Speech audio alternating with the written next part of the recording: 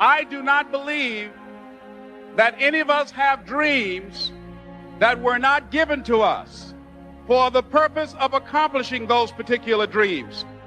And I want to share something with you that has changed my life. I don't know what that dream is that you have. I don't care how far-fetched it might appear to be.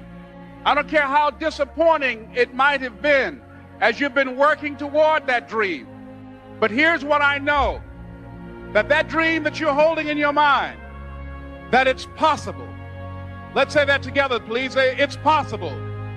See, sometimes we can't say, I can do that. But what we can say, that it's possible that I can have my dream as we run toward it, as we work on it day in and day out.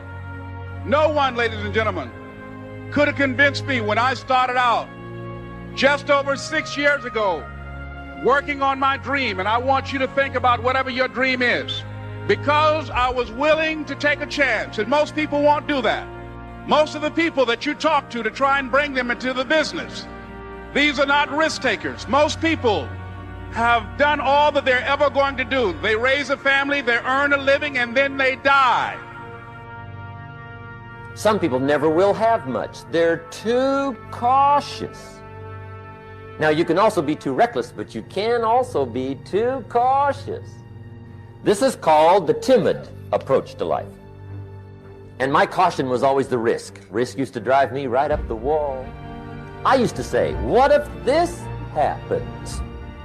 It's called the language of the poor.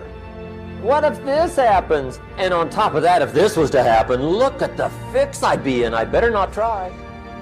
Then I'll tell you what changed my whole life when I finally discovered it's all risky. The minute you were born, it got risky. If you think trying is risky, wait till they hand you the bill for not trying. If you think investing is risky, wait till you get the tab for not investing. See, it's all risky. Getting married is risky. Having children is risky. Going into business is risky. Investing your money is risky. It's all risky. I'll tell you how risky life is. You're not going to get out alive. The Englishman says, well, if that's the way it's going to work out, let's give it a go. Right, that's what it's for. Give it a go. Somebody says, yeah, but I'm looking for safety and security. Fine, then huddle in a corner. We'll cover you with a sheet, bring you 3 meals a day. And we'll protect you, feed you, look after you, care for you. We won't let anything happen to you, and you'll probably live to be 100. The guy said, well, yeah, I'd live to be 100. But what a way to live. Right, what a way to live, safe and secure. Don't ask for security, ask for adventure. Better to live 30 years full of adventure than 100 years safe in the corner. And see, it's not important how long you live. What's important is how you live. But people who are running toward their dreams, life has a special kind of meaning. And here's what I will share with you, that in the process of working on your dreams, you are going to incur a lot of disappointment, a lot of failure, a lot of pain, a lot of setbacks, a lot of defeats. But in the process of doing that, you will discover some things about yourself that you don't know right now. What you will realize is that you have greatness within you.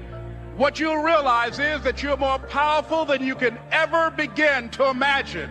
What you will realize is that you are greater than your circumstances, that you don't have to go through life being a victim. When I was in 5th grade, I was identified as EMR, labeled educable, mentally retarded, put back from the 5th grade into the 4th grade, and stayed in that category until I got out of high school. I don't have any college training, but I met a high school teacher who one day changed my life. I was waiting on another student, and when he came in, he said to me, young man, go to the board and write what I'm about to tell you. And I said, I can't do that, sir. He said, why not? I said, I'm not one of your students. He said, it doesn't matter, follow my directions now. I said, I can't do that, sir. He said, why not? I said, because I'm educable, mentally retarded. And he came from behind his desk and he looked at me. He said, don't ever say that again. Someone's opinion of you does not have to become your reality. And ladies and gentlemen, I started working on my dream. And most people don't work on their dreams. Why? For many years I didn't. One is because of fear, the fear of failure. What if things don't work out? And the fear of success. What if they do and I can't handle it? The other thing is that most people, ladies and gentlemen, they get comfortable. They stop growing, they stop working on themselves, they stop stretching, they stop pushing themselves, and they end up becoming very cynical about life, and they throw in the towel on themselves and on their families and on their dreams. And the other thing is that most people don't feel worthy. What I'm doing now, I could have been doing years ago. But because I did not have a college education, because I didn't believe in myself, because I allowed other people's opinion of me to control my destiny, I didn't act on my ideas.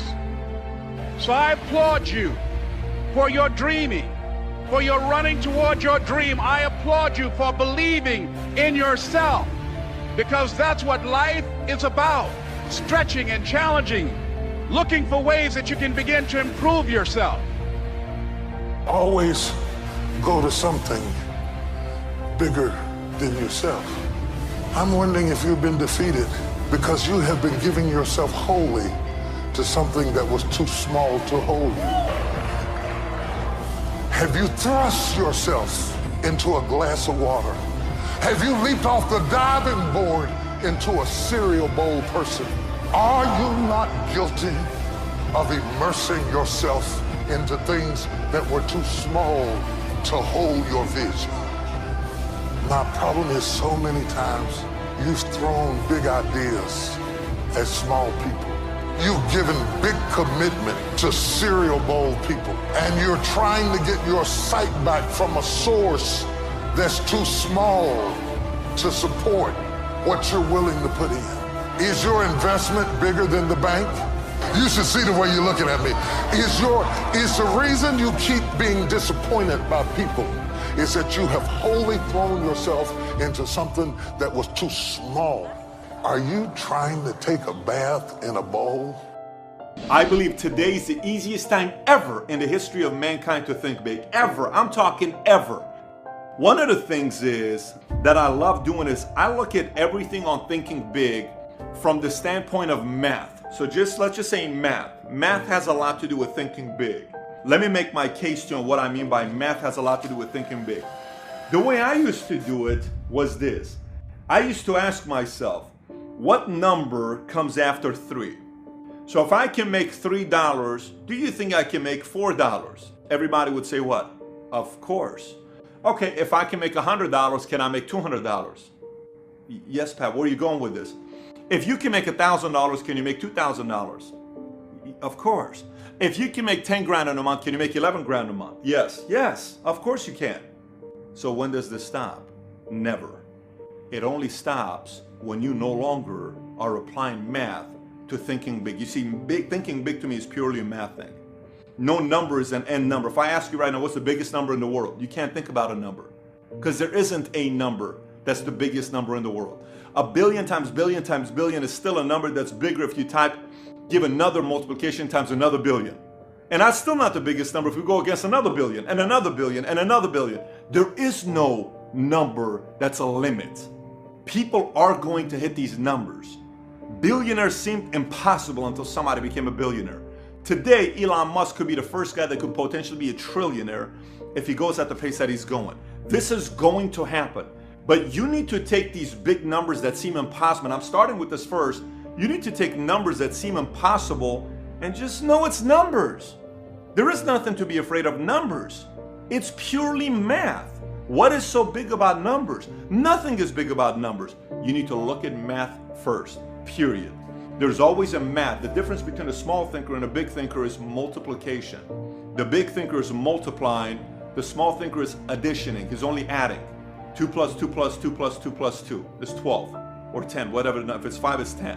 2 times 2 times 2 times 2 times 2 is not 10. It's a lot more than that. It's multiplication, but it's math.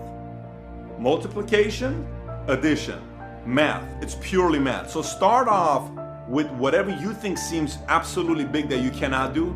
Bring it down to a number. Look at it as a number that you haven't done yet. That's all it is. It's a number that you eventually need to do. So number one thing that I like to do is I look at everything as math. I bring it down, make it a smaller bite, then I know I can get the bigger bite, but I got to get a smaller bite now based on balance.